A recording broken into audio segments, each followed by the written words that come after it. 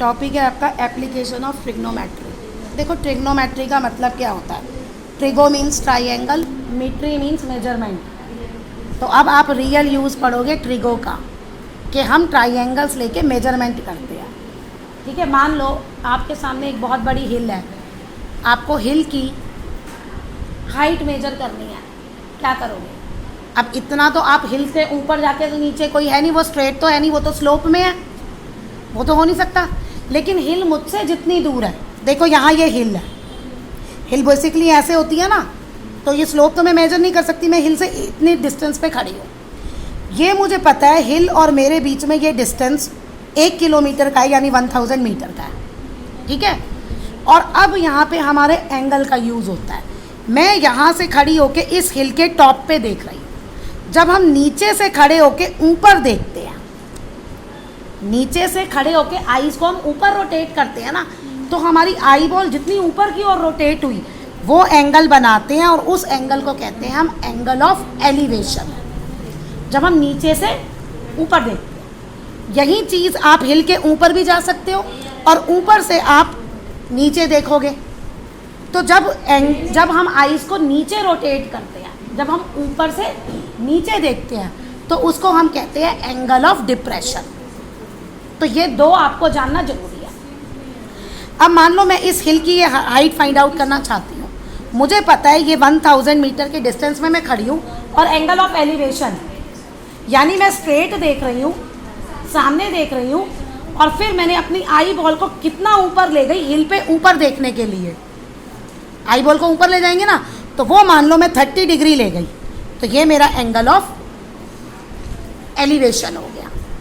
अब इसका यूज़ करके मैं ट्रिगो का यूज़ करके हिल की हाइट निकाल सकती हूँ। कैसे? ये राइट एंगल ट्राइंगल बन गया, ये है परपेंडिकुलर, परपेंडिकुलर मुझे दिया है, ये बेस है, ये बेस हो गया, is equal to perpendicular upon base कितना होता है? tan theta. परपेंडिकुलर मुझे निकालना है, बेस मेरा 1000 है, tan थीटा होता है 1/√3, 1000√3। क्योंकि मुझे अब हाइट तो वैसे चाहिए ना, इसलिए मैं इसको क्या करूँगी, या तो आप ऐसे लिख दो या आप 1.73 मीटर लिख के अब इसे सॉल्व कर लो, आपके पास प्रॉपर आंसर आ जाएगा। तो अब जो है हम ये चीज़ करेंगे, हमें कंडीशन दी होगी, हम उससे ट्राइंगल बनाएंगे, और इसमें हम अपना साइन कॉस टेन जो हमारी ट्रिग्नोमेट्रिक रेशियो है, जो टेबल थी है ना, टेबल, वो टेबल देख के हम वैल्यू लगा के फाइंड आउट कर लेंगे। ये लॉजिक है। अब देखिए आपके बुक का first question, circus artist is climbing 20 metre long rope which is tightly stretched and tied from the top of a vertical pole to ground. यानी कि ये वर्टिकल पोल है, वर्टिकल पोल सीधा होता है, रोप कैसे बंधी होगी? तुम खुद सोचो, रस्सी एक पॉइंट से यहाँ बंधी होगी। ठीक है, अब देखो, अब जो सर्कस आर्टिस्ट है वो यहाँ से इस रस्सी पे चढ़ रहा है, और इस रस्सी की लेंथ कितनी दी है रोप की? 20 मीटर। ये आपको 20 मीटर दिया। Find the length of the pole. अब वो कह रहा है ये लेंथ ऑफ द पोल निकालना है।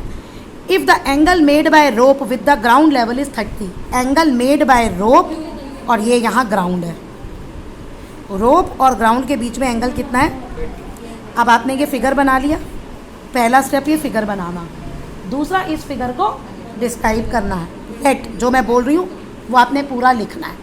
Let A B the height of the pole and A C be the length of the rope, and A C is equal to 20 metre, और angle C is equal to 30 degree. अब हमें find out क्या करना है? Length of the rope. अब फिर आप ऐसे लिखेंगे, in triangle A B C निकालना क्या है? Length of the rope. Given क्या है? ए सी। अब देखो, perpendicular upon hypotenuse, perpendicular upon hypotenuse क्या होता है? Sign 30।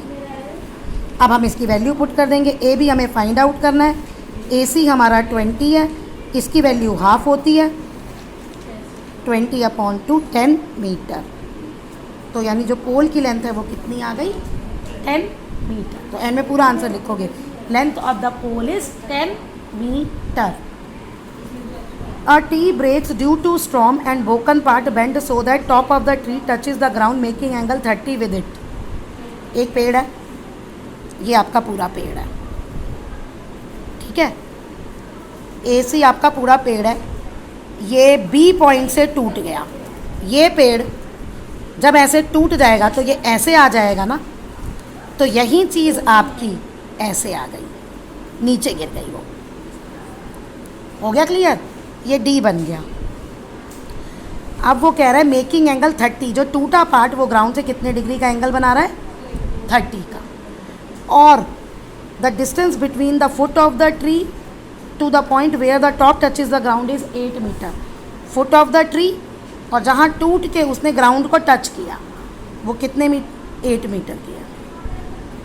Late the AC be the height of the tree, it is broken point from point B, ठीक है, हो गया ये, and the point where is touches the ground is 8 metre away from bottom of the tree. तो AD आपका 8 आ गया, जो मैंने बोला है वो आपको लिखना है। एंगल D आपको 80 डिग्री दिया है, आपको निकालना है height of the tree, height of tree find out करना है। हाइट ऑफ द ट्री ये पूरा है, ये देखो ये तो आ गया AC निकालनी है, AC है AB प्लस BC, AB तो हम निकाल लेंगे, लेकिन ये BC वाला पार्ट यहीं BD वाला पार्ट है ना, ये दोनों इक्वल है ना, यहीं तो ऊपर आया, ऊपर से यहीं तो नीचे आया।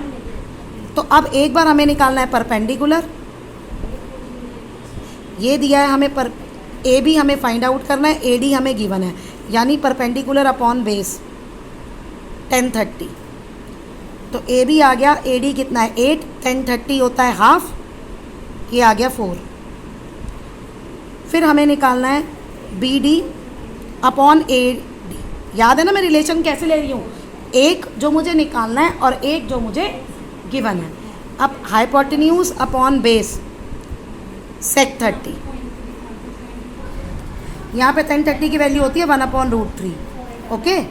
तो ये आपका आ गया 8/√3 और ये हो गया आपका 16/√3, ओके। अब हाइट ऑफ द ट्री है 8/√3 प्लस 16/√3, डिनोमिनेटर सेम है, 16 प्लस 8 24। कभी भी ऐसे नहीं छोड़ना डिनोमिनेटर में रूट, हमेशा रैशनलाइज करना, जो आपने 9th क्लास में सीखा है। ये आ गई, चाहे अब इस पर 1.73 लिख के मल्टीप्लाई करके एग्जैक्ट निकाल लेना। और contractor plans to install 2 slides, 2 झूले बनाने हैं, ठीक है। देखो एक ये तो बेकार की बात है, एक 5 साल के एज के बच्चों के लिए बनाना है, उस झूले की हाइट 1.5 मीटर होगी, राइट, और ग्राउंड से 30 डिग्री।